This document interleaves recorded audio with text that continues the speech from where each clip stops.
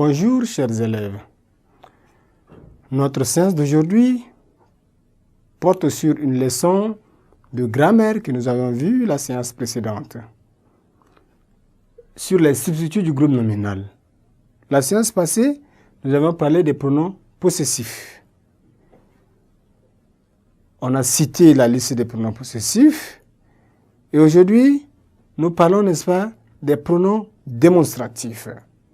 Les pronoms démonstratifs désignent, sans nommer les êtres ou les choses, que l'on montre ou dont vient de parler, ou dont on vient de parler. Donc, il y a les pronoms démonstratifs de forme simple et les pronoms démonstratifs de forme composée. Ceux de forme simple, ici, sont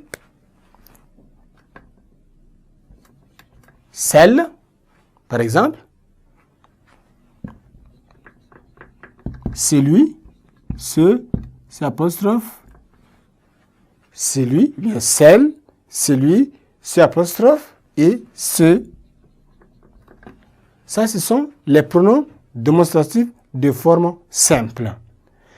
Ils deviennent pronoms démonstratifs de forme composée lorsqu'ils sont, n'est-ce pas, accompagnés par les adverbes si et là.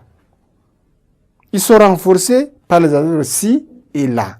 Si pour désigner ce qui est proche dans le temps et dans l'espace. Là pour désigner ce qui est éloigné dans le temps et dans l'espace. Donc, on dira celui-ci pour les pronoms démonstratifs de forme composée.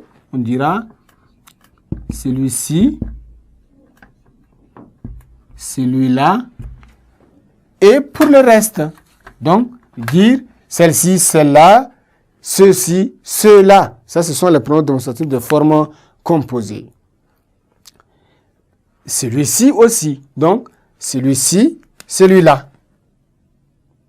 Là. Voilà. Celui-ci, celui-là, celle-ci, celle-là, ceux-ci, ceux-là. Ça, ce sont les pronoms démonstratifs de forme composée. Ensuite, nous voyons les pronoms indéfinis qui sont aussi substituts du groupe nominal. Ces pronoms indéfinis, n'est-ce pas, ont plusieurs sens.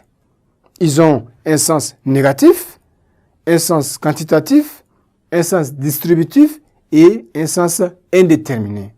On a quelques pronoms indéfinis qui ont, n'est-ce pas, de sens négatif. Aucun, par exemple. Nous avons aucun, nous avons nul, ça veut dire aucun, ou bien aucune, au féminin. Nous avons nul, ou encore nul. Donc, ça veut dire nul, aucune. Ça, ce sont les pronoms indéfinis de sens négatif. Ce n'est pas fini, il y a encore d'autres qu'on peut ajouter. Rien, rien, pas un, c'est-à-dire pas un. Donc, ce sont là les pronoms indéfinis de sens négatif. Il y a ceux de sens quantitatif, quand on dit plusieurs, beaucoup, quelques-uns, par exemple. On dit plusieurs, beaucoup,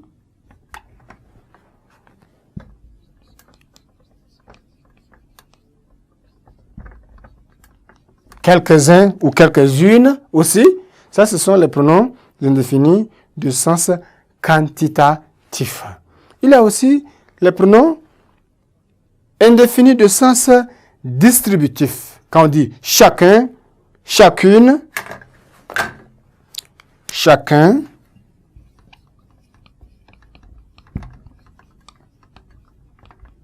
chacune, chaque, ça, ce sont les pronoms indéfinis de sens distributif. Ce n'est pas fini. Il y a encore d'autres qu'on peut, n'est-ce pas, citer. Les pronoms indéfinis de sens indéterminé. On dit quelque chose, quelqu'un, grand-chose, par exemple. Quelque chose,